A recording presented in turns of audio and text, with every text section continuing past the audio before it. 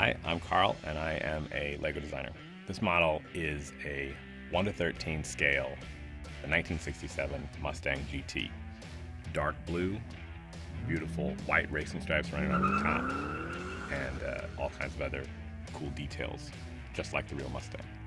There is steering, doors that open and close, trunk opens and closes. There's also a very realistic engine modeled after the real Mustang engine, and we also have a lot of different effects you can put on the outside. So we have some new sport exhausts you can put underneath, give it a little bit more horsepower, big air intake you can pop on top, a big spoiler for the back, and also some ground effects for the front, so you can really sort of customize and decide how you want yours to look.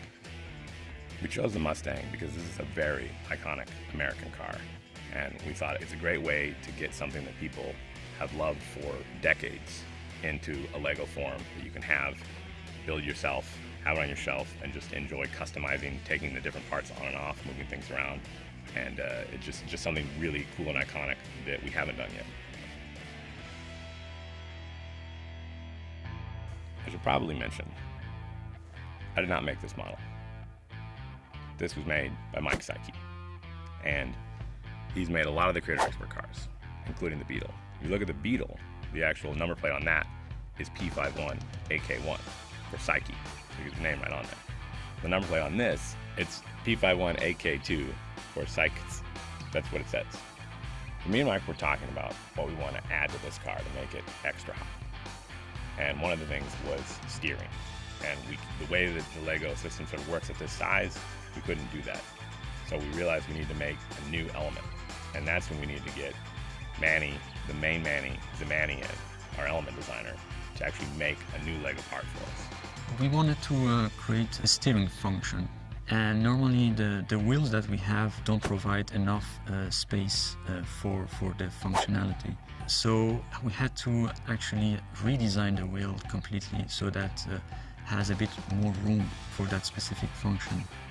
At the same time, the look of the rim had to be very close to the source material, which was a Ford Mustang 67. That was a very exciting challenge. We started with the insert that goes on top of a very standard wheel that we already have in our assortment. So we decided to have this visual and use it in the rim. So we did several loops in order to have the correct shape of the Mustang wheel, but at the same time have that LEGO identity that we always strive and we love. And at the end we come up with this beautiful rim that I hope everyone will enjoy.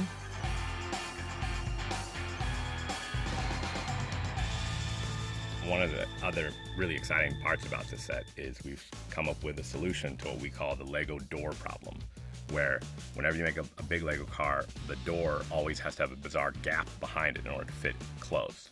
On this one, if you look, there's actually basically no gap, and it's achieved by using sort of different bowed elements to where the part that touches the back is very, very thin. And we are so excited about it because it just creates that very beautiful subtle curve that the Mustang is famous for. Because this is a whole new system that we never tried before, we actually had to put this into a robot and test that opening and closing 1,000 times to see how it would affect how the elements wear and whatnot.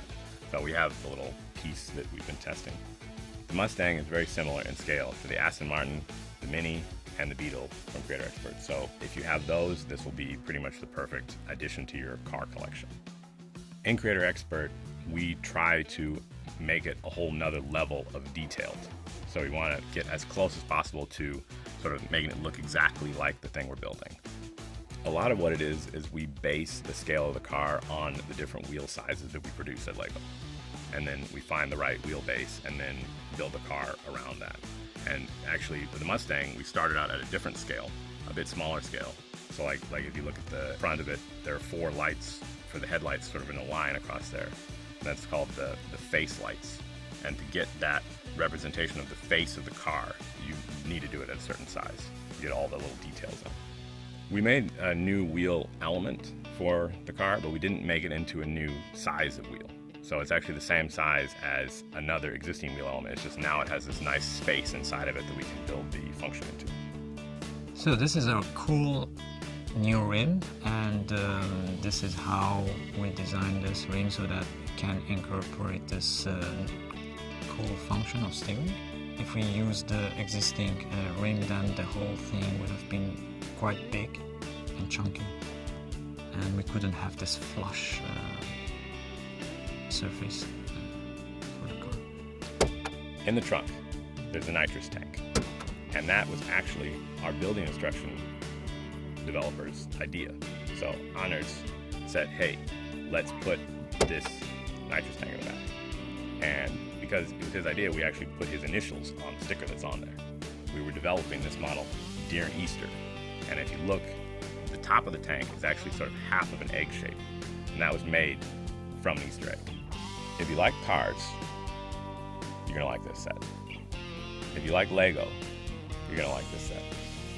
If you like Lego cars, you're gonna like this set. So think about if you like one of those things, and then if you do, just go buy it.